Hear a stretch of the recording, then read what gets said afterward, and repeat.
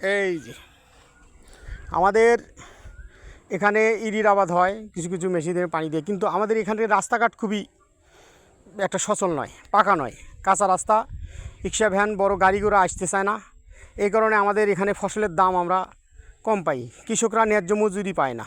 এই দেখেন পুরা এখানে অনেক ফসল, দেখেন চতুর্পাশে ফসল, কিন্তু আমাদের রাস্তা দেখেন কাঁচা।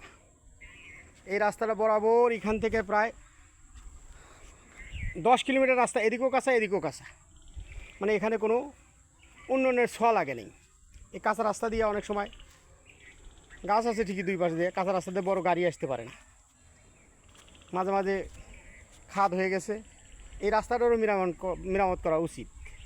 এই রাস্তাটা মেরামত করলে, এই রাস্তা যদি মেরামত করা হয় তাহলে যোগাযোগ ব্যবস্থা উন্নতি হবে, এবং যে দেশের যোগাযোগ ব্যবস্থা যত উন্নত সেই দেশ তত উন্নত। আমাদের দেশ পিছিয়ে আছে যোগাযোগ ব্যবস্থা উন্নত না হওয়ার কারণে। তাই আমি ঊর্ধ্বতন কর্তৃপক্ষের দৃষ্টি আকর্ষণ করে বলতেছি, এই রাস্তাটা পাকা করে দিয়ে এলাকার কৃষকদের ধানের ন্যায্য মজুরি পাইতে সহায়তা করা।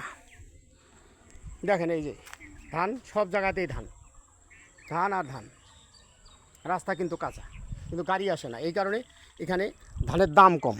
যখন ফসল কাটা হয় তখন ধান বিক্রি করা হয়, তখন তারা এই কেয়ারিং খরচটা এখানে বাদ দিয়ে তারা ক্রয় করে।